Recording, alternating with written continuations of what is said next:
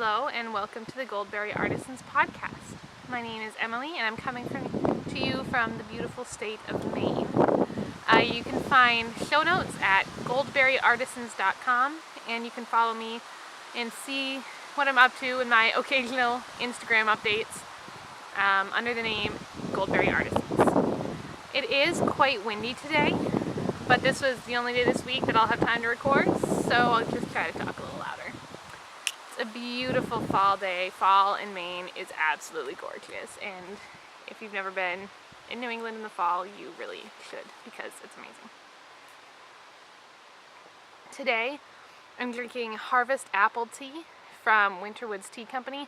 I bought a couple of their little samplers. You can get, like, for $5, you can get a little sampler of their tea, and it's one of the best, like, apple spicy sort of teas I've tried. So I love it, and I still have my little tea infuser in because I like strong tea. My little sister is playing off to the side, so if you hear noises, Talia, can you say hi? Say it louder, silly. I don't know if you can hear her, but she's playing off to the side, so if there's noises, that's all. She's pretty quiet though. Right, Talia, are you quiet? She says she's not quiet. Today I'm going to be talking about what I have on the needles, just a little tip that I use when I'm working in the round, and what's making me happy. So first up, I don't really have anywhere to set my tea, so this is going to be interesting. Oh, hold on.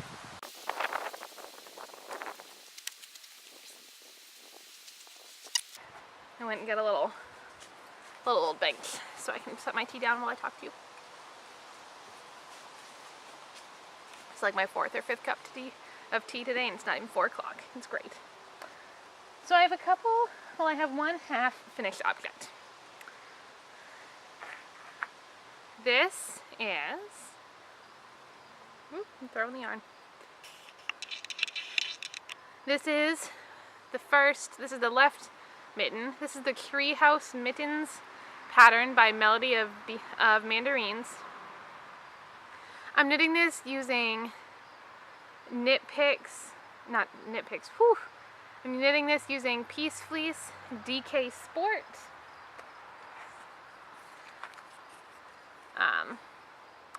It's the Kamchatka Sea Moss colorway. This yarn is 80% merino/marambule wool and 20% Texas mohair. And this is how much I have left after one mitten, which is fantastic. So these mittens, I've been wanting to make these for a little while. Talia, you want to come around? Here, you got to come over here, silly. Come here. Come here, come say hi. Ready? Hi. Hi. Mwah. Hi. That's Natalia. She's my youngest sister. How old are you, Talia? Tell them. 5. And how old are you going to be? She's 5. And how old are you going to be on your next birthday? 6. No. I'm trying to convince her to turn 4 on her next birthday. I'm trying to convince her it's a good deal to go backwards every couple of years just to stay little. She's not a fan of that. But anyway, so the Treehouse mitts.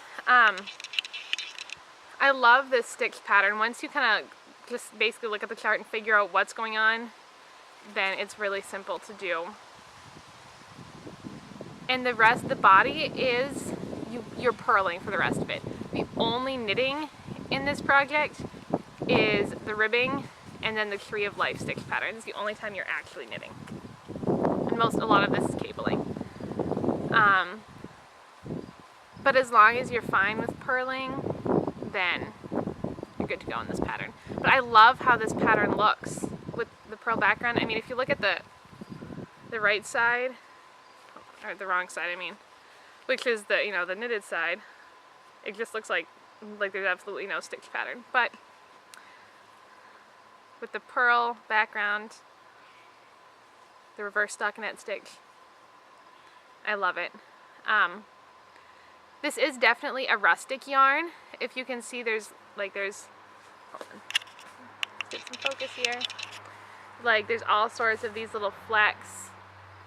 If you can see, there's a bright green one here, and there's a little white one there. There's definitely a lot of hairs I don't know if you can really see, but there's a lot of like hairs, and I found like little bits of just like vegetation, I guess, just like little pieces of grass every once in a while. But that makes it a very good yarn for the cabling. I'm not using a cable needle because it's only ever one stitch crosses. So basically you slide a stitch off the needle, like it's just floating there, not on either needle. You slide another stitch on, you knit like a stitch, and then you put it back on the needles. So having a rustic yarn is really good for that because it means that it's not just going to start unraveling right away. Now, another thing about this pattern, it's very fast decreases. Like the thumb, you have all your stitches, and then on the last round you just purl two together all the way around and cinch it closed. So it's kind of a different look than any mittens I've done before. In the decreases, you do a couple of decreases, a couple of rounds, and then all of a sudden you're just decreasing all the stitches all at once. Over a couple of rounds for the top. But it helps you to stay in pattern. I mean, I still think it looks good. I like it. And with a rustic yarn, I kind of like the reverse stockinette stitch because it means that the inside is really smooth. And the cuff is a cool feature. It's a longer cuff. Obviously, you can shorten it if you want, but it's so long because then you can fold it up. Like, so if you want to tuck it in, like into your coat, or just have it going farther down your arm, you have a nice long cuff, and then you can fold it up. Which I don't make mittens a lot, but I will definitely be doing a longer cuff in the future so that I can have that. Now, one thing that happened to me when I was at the top. So I cut the yarn, pulled it through all the stitches, and as I was pulling it closed, the yarn broke. I had like a 1/4 inch of yarn, so I wet spliced it, where like I just got it wet, got both ends wet, kind of rubbed it together, and that held together for as long as I needed to get it onto the inside of the project, and then I tied it in a knot, and then I just very securely woven the ends. So I'm hoping that won't be an issue in the future, but we will see. But I definitely want these mittens to be ones that I can wear a lot through the changing seasons here in Maine. So it's kind of why I picked a more rustic yarn for this pattern. A nice warm wool yarn. And Peace Fleece, they're actually centered in Maine, which I think is cool. And this is how much yarn I have left. I haven't weighted or anything. But this is how much I have left after the first mitten, so I'm thinking I'll make the second one, and then if I have enough, I might make a matching treehouse hat out of this same yarn. I love the color. Nice tealy green color. So I might make a matching hat out of the leftover yarn. So if you're looking for like a rustic yarn, I got this at a little local store in town, maybe like 20-30 minutes away. Which is it's a cool little shop. They have like a bunch of different local artisans can sell their works. Like they have some knitting, some weaving, pottery, wood carving, photography. It's a super cute town. Lots of little antique stores. Sometime I'll have to go back and like film videos to show you guys. I've only been there a couple times, but it's super cute. And anyway, all that to say, I forgot to check how much Peace Fleece costs. But this yarn, the DK Sport Weight yarn, comes with 355 yards to 4 ounces. It doesn't say how many grams that is, and I can't convert in my head. But 350 yards of a DK Sport Weight I think is a pretty good deal. So if you're looking for a rustic yarn that's maybe doesn't have to ship from England, like a nice Shetland wool, but then have to pay for shipping, I recommend Peace Fleece. It's not like, I guess you can say crunchy and rustic. People use those terms. But it's not too scratchy, I don't think anyway.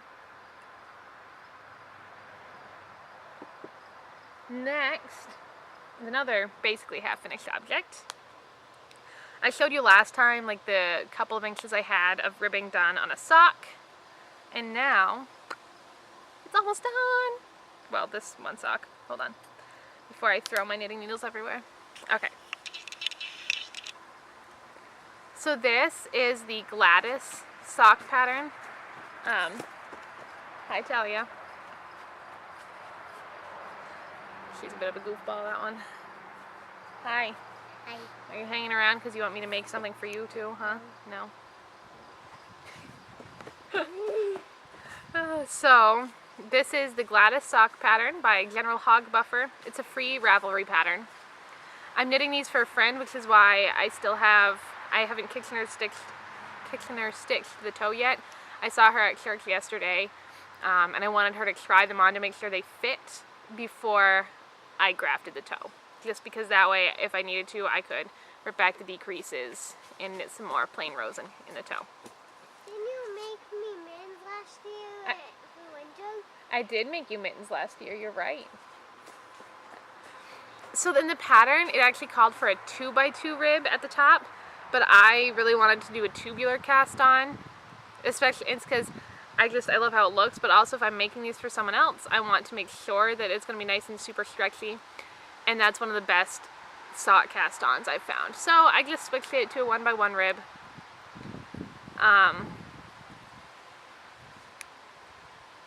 So yeah, so I'm knitting these in Knit Picks Stroll in the ash colorway. One thing I like about these socks is this right here. When you pick up stitches from the heel, which the pattern continues down the heel,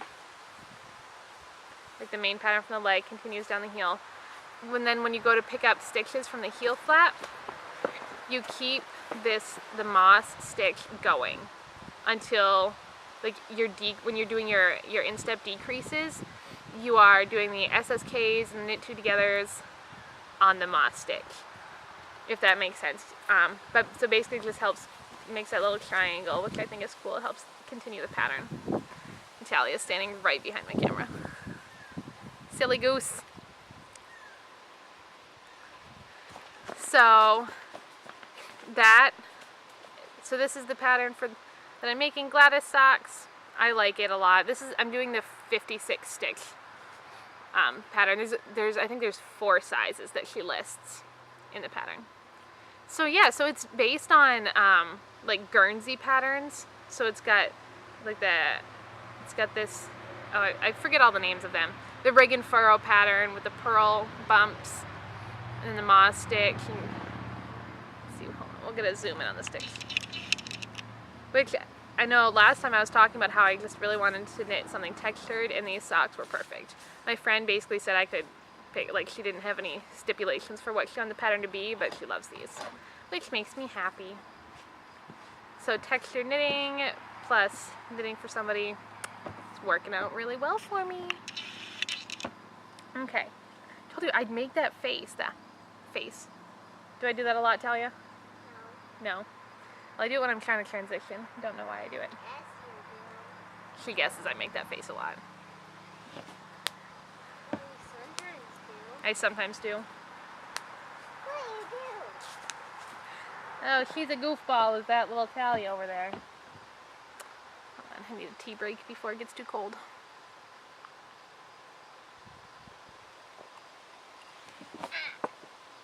So, the last project that I've been working on is my Floricardi. I didn't have any progress done on this last week.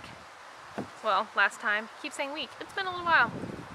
But since I recorded, last time I showed you I had finished the left back. And now I have finished the right.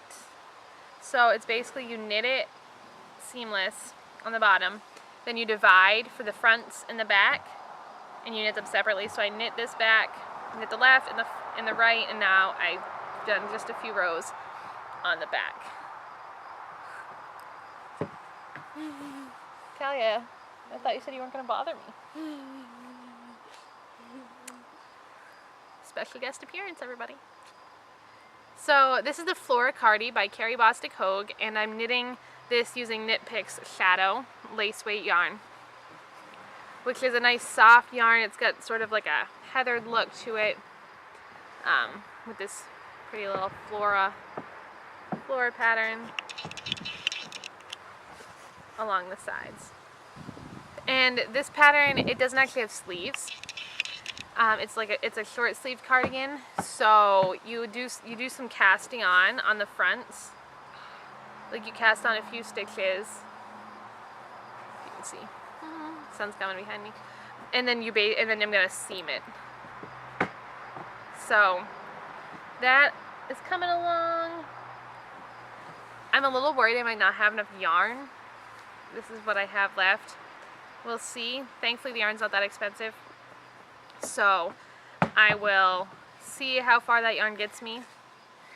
And it's hard to know because in a normal sweater, you know, you use 1/3 of your yarn on the front, 1/3 on the back, and 1/3 on the sleeves. But for this one, I don't really know. I don't know what the halfway mark is. I suppose I can figure it out. But maybe like 1/3 for that seamless part on the bottom, 1/3 for the front, 1/3 for the back. But I only have 2 skeins, so I don't really know.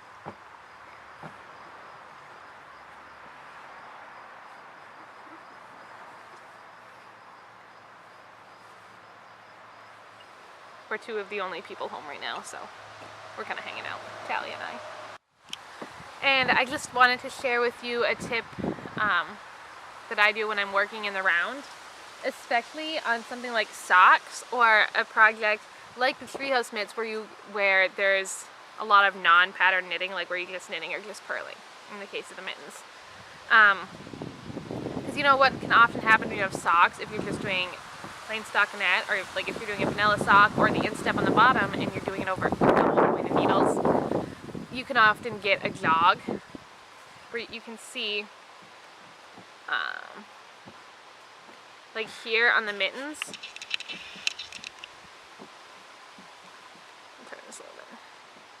You can see there's a jog right up there. What I do, I actually got this tip from Ann Budd's book. Is it Handy Book of Knitting Patterns? I think that's what it's called. But basically, I just every couple rounds, or whenever I think of it, I move a stitch from one needle to the other. So in the case of an instep on a sock, or the bottom of the sock, you know how it's divided over 2 needles, and so the jog would go right down the middle. But what I do every couple rounds, I'll just knit one from the next needle. Every couple rounds, I'll knit another one, and then sometimes I'll slide them back and do it again. And just do that, so then I don't end up with a jog along the bottom of the needle, along the bottom of the sock, and that helps prevent jogs. Like there are a few places in here where I did not, in the mitten where I did not, like right here is another spot where you can see where that was between needles. So that's just a quick little tip if you're using double pointed needles and working in the round. Just slide a couple stitches. Well, obviously if you're using double pointed needles, you're probably working the round. But I just slide a couple stitches over to help prevent that jog. Yeah. For these socks, normally when I do socks, I use 5 double pointed needles. I do 4 with stitches on them, and then 1 needle that I'm knitting with. But for these socks, because this moss stitch section is a 6-stitch pattern, and that would have landed right in between 2 needles. And instead of having a disproportionate number of stitches in one, like a bunch of stitches in one needle and hardly any in the other one, that I hate it. It drives me nuts.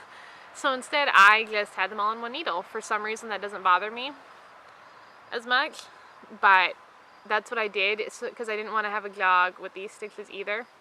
So I just had all of this on one needle, and it helped me remember, like when I was knitting this while I was doing something else, like reading or something like that, then it helped me remember, like, oh look, the 2 needles are just knitting.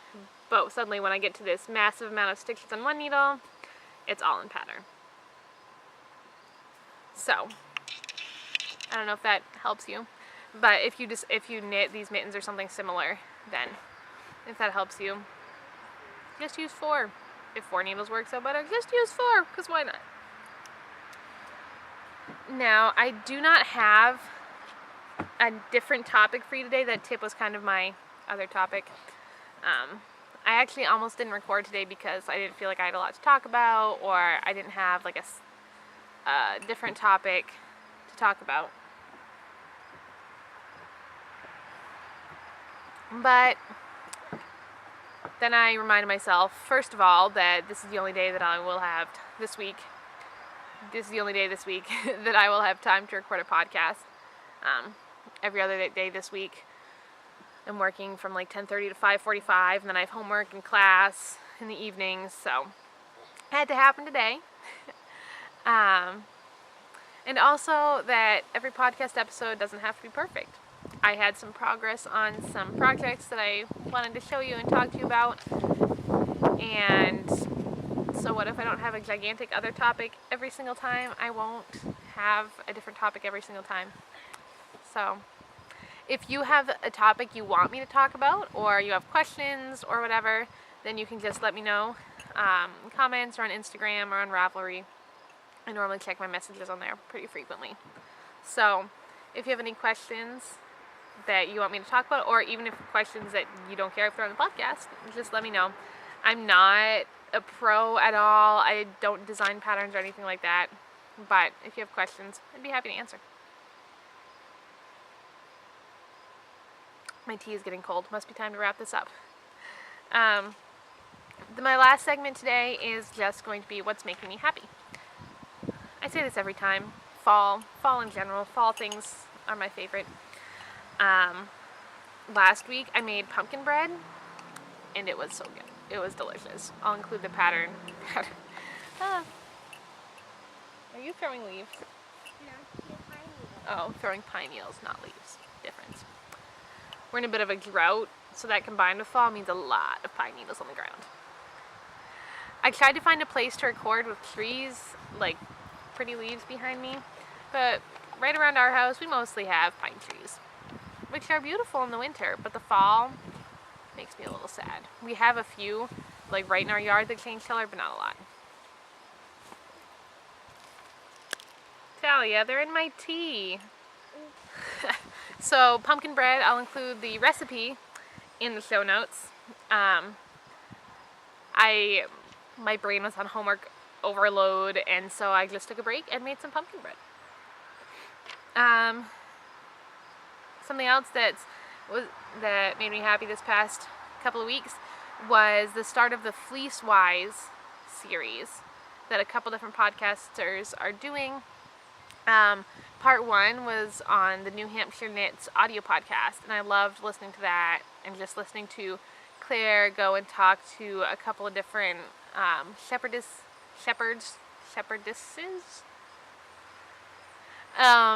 just about raising sheep and different things like that, because that's something I don't really know about. So that was really cool to go. So if you want to hear more about that, you can go and listen to that first part. I think the second part is on the Fiber Trek video podcast on YouTube. I think that one's up. I think I watched it. Yes, I did. But yeah, so that one she talks about like how you look at fleeces. Like she was at the Common Ground Fair in Maine and looking at different fleeces and what makes a good fleece. So if you're interested in that sort of thing, then you can go check out part 1 on New Hampshire Knits, and then part 2 on Fiber Trek. I don't remember what part 3 is going to be. Sorry. And the another thing that's making me happy is this gigantic scarf. It's massive. It's a blanket scarf. See, it's got this sort of pattern on one side, on the other side. So this blanket scarf, super fun. It's purple and cream and gray.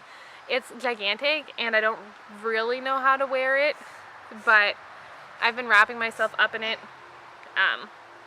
like when I'm in my room or just around the house. I have worn it just kind of wrapping around my neck like a scarf, and it's massive, but it's super warm and comfy. I got it at Plato's Closet for $4. It's in the clearance section. The tag is cut off, so I can't tell you like what brand it's from, what it's made out of.